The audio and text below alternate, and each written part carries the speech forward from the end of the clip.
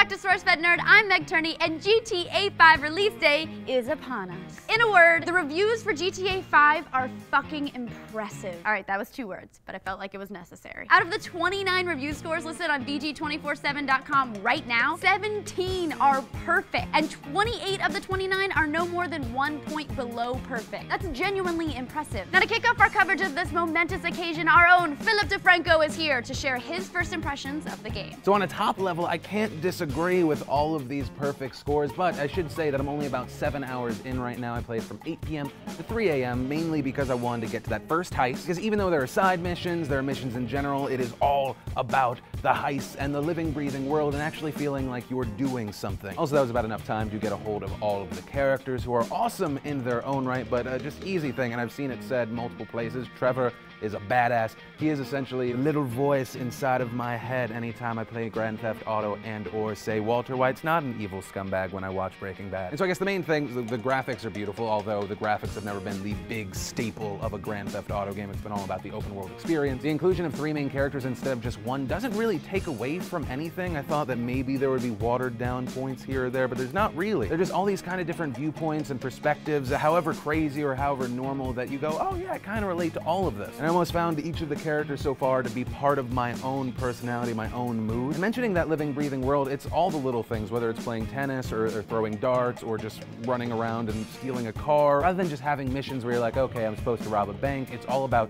how do I want to do it. Then that goes into who am I going to pick to be on my team. You know, they are good, but they're going to take a bigger cut of my money. And also the 3 characters add to the living, breathing world, whether you're switching between the characters and you jump into someone's life, a la being John Malkovich. And as of right now, I don't know if anything gets old, but I don't feel like it's getting there anytime soon. All I know is I wanted to stop playing at 1 a.m. and then I kept playing and playing and playing and playing. And one thing I will say is fantastic in this game is running away from the police. In previous games and other sandbox games, it can be pretty fun, but this, I actually was scared. With or without armor, your guys are not invincible, so there is an imminent threat at all times. There's nothing as frustrating / as satisfying as running away from the cops and thinking that you just escaped, and then they sweep the tunnels and they catch you again, and you have to kill some fake make-believe cops and then run away again, and then craziness. Also, quickie non-review first impression note, if you're on the Xbox 360, do not install the second disc. You have to install the first one, which is like 7 some odd gigabytes, and that takes a little bit of time, but then do not install the second one. Either play it from the disc or install the game onto a USB drive and then plug that sucker in, because otherwise you will get lag issues. So that's it. I'm gonna jump from this to finishing the PDS and then playing this game until it's not fun anymore, which is gonna be a very, very long time, especially since GTA 5 Online is gonna come on, and then I'm gonna be like, hey guys, you wanna play video games and then, you know, do stuff together that involves bank heist and then shoot Meg in the face? Sorry, Meg. But that's it. It's fantastic to have a game that actually lives up to the hype, and in a year that has so many fantastic games, it still shines.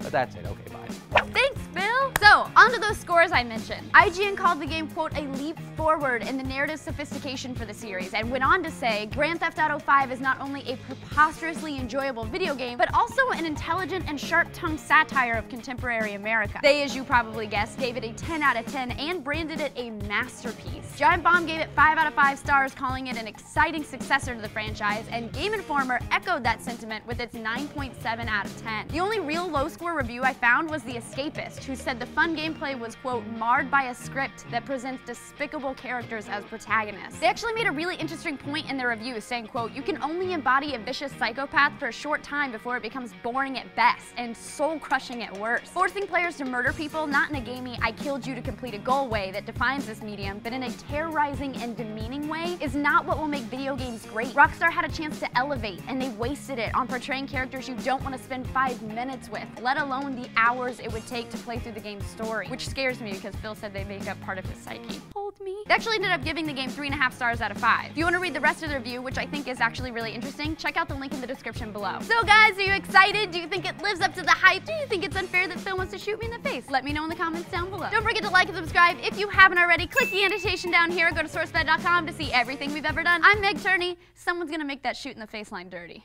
I just know it.